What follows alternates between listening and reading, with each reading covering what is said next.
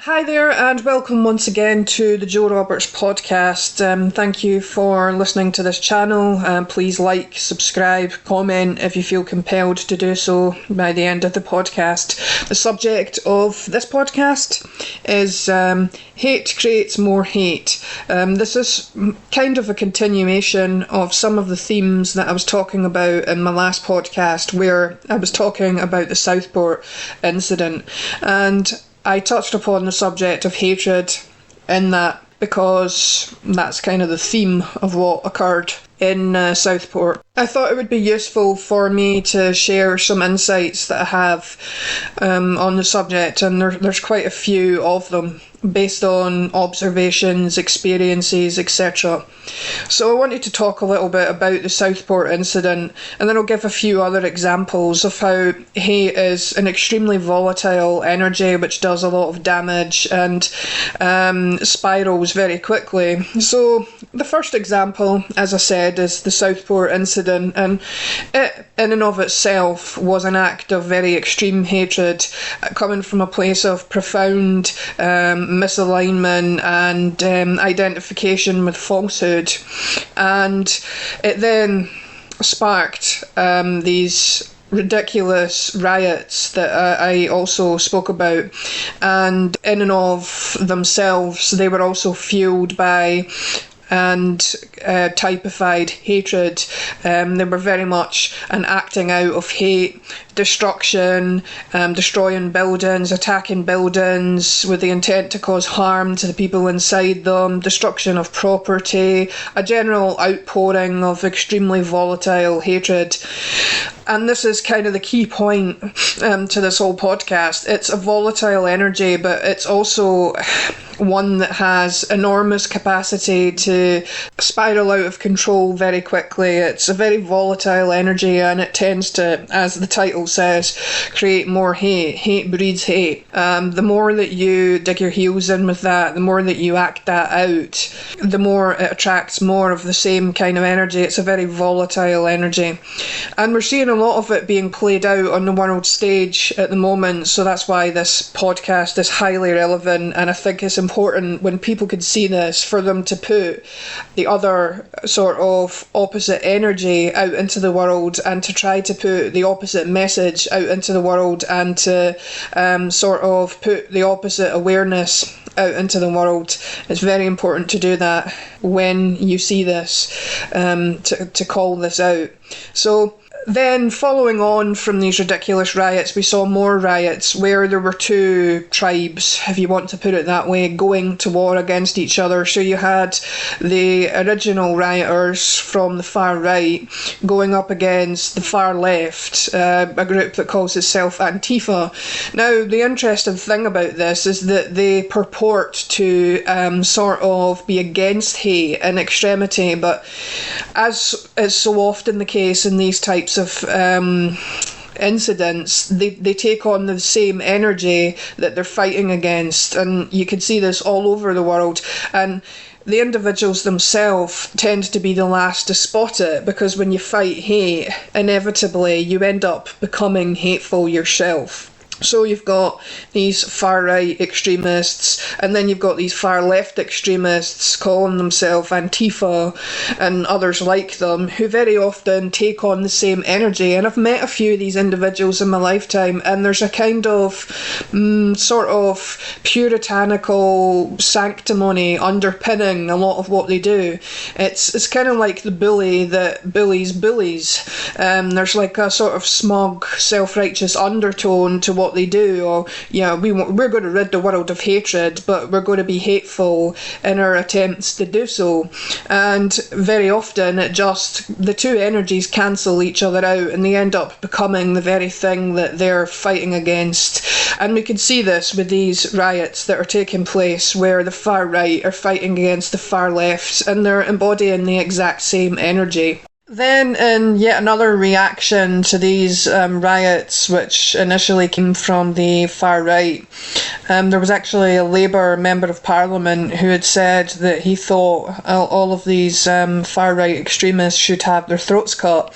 And this is another important illustration of how volatile the energy of hate is, because it tends to sort of spiral out of control and it goes back and forth in a sort of tit for tat. So you had the original Southport incident, then you had these destructive riots, then you had the far left response to those riots, and so it just goes on and on and on, with each response being extreme and hateful and volatile. And that's how hate works. If somebody doesn't end it, it spirals out of control very quickly, and it's a very dangerous energy. And that was a member of parliament as well, so that shows you how ridiculous people can be when they're embodying this energy, that somebody that we're supposed to look up to in society, that's supposed to be a responsible member of society, is advocating for an entire group of individuals to have their throats cut. That shows you how very dangerous hatred can be. That brings me to other things which are happening in the world right now, and there's some other textbook examples of this kind of dynamic going on in the world. If you look at the situation in the Middle East, the Palestine/Israel scenario is another classic embodiment of this dynamic. You've got two energies that are exactly the same, fighting against each other, and both have the same sort of zealous, smug, sanctimonious, self-righteous outlook and tone to what they do. They have the same sort of arrogant, we're right and they're wrong attitude, and the same we're good and they're bad type of outlook. And the cold hard truth, which a lot of people seem to be incapable of understanding, is that both embody the exact same energy, and both have carried out some of the most horrific atrocities in the history of our species. And it's sickening beyond belief that one would consider itself more righteous than the other, because they're both embodying the exact same energy. So that takes me on to other sort of examples of this. War is yet another example. The conflict between Israel and Palestine is one of many examples where war is concerned. You have two forces going up against each other. And in many cases, the two sides will, in many respects, embody the same images. We've seen a lot of this since the turn of this century. The conflicts in Afghanistan and Iraq were sort of littered with examples of Western soldiers abusing and mistreating civilians in the countries that they were occupying, and doing so in the name of patriotism and defending the West and all of this stuff. And they end up taking on a lot of the same energy. And you see this a lot where war is concerned. It's usually a pretty close contest in terms of hate coming from both sides. So there's other examples of this. So you've got the sort of crime issue, criminals that have committed really serious crimes, murders, rapes, etc. And very often you'll find that they tend to attract the same energy when they get out of prison or are trying to turn their life around, and it's very it doesn't really improve the situation. So there's a lot of people who would argue, well, you know, they don't deserve a second chance, and they sort of respond to these individuals with hatred, and it just creates more hatred. And this is what you see when you respond to hate with hate. It creates more hatred, and it just sort of spirals out of control. So criminals that are getting out of prison, people treat them with hatred, and then they respond with more hatred and very often go on to reoffend, and they don't manage to sort of pick themselves out of the depths that they've sunk to, because they're not getting the chance to do so in many cases. So these energies or the energy of hatred, it's very thick, and it's very stagnant, and it's very difficult to get anything positive out of that, if at all. So how should you deal with this energy within yourself and with others? Well, there's a saying, if you want to end something in the world, end it first in yourself. And these sort of sanctimonious groups like Antifa would do well to remember that. They claim to be fighting against hate when they're embodying that very energy themselves. if you want to end something in the world, you have to end it first within yourself. Hatred requires presence, not action.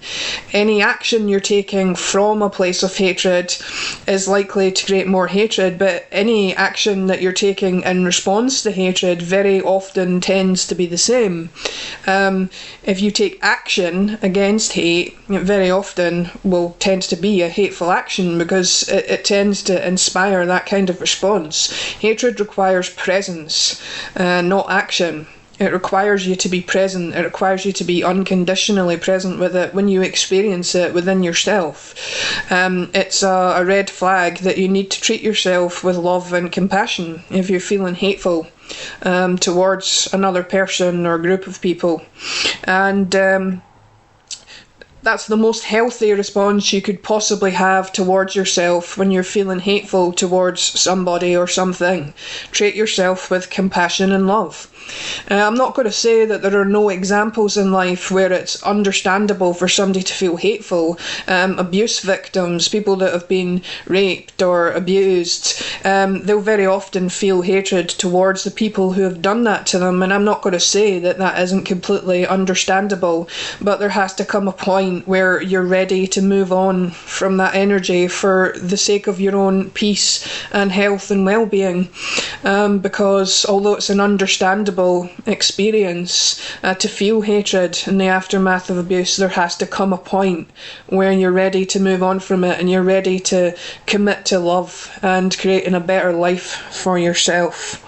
And another thing that you need to do when you're experiencing hatred towards others is you need to take a look in the way and ask yourself whether you might be projecting, whether you might be seeing within the other person something that you've denied the existence of in yourself or suppressed within yourself. So hatred is an energy that you need to be very careful with because it's extremely volatile, it's extremely dangerous, and it causes a lot of damage in this world, and it is causing a lot of damage in this world right now. People desperately need to become aware of it within themselves and end it first within themselves, instead of seeking to sort of beat it out of the people and the world around them, because it doesn't work that way. If you want to end something in this world, end it first within yourself and look within.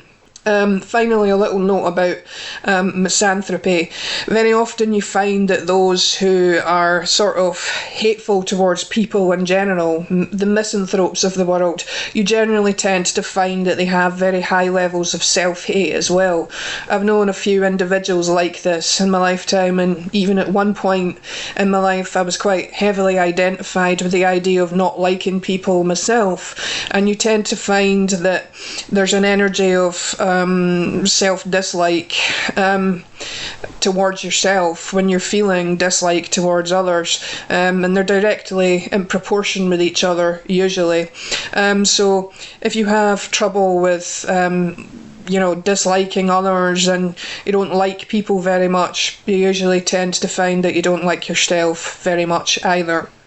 So these are a few insights that I have on the subject of hatred. There's a lot of it in the world right now, and I feel like those of us who can see this have a responsibility to sort of not challenge it necessarily, but comment upon it in a way which helps people to see it a bit more clearly. So I hope that this podcast has been useful to somebody somewhere, and as I said, if you like my content, please consider liking and subscribing.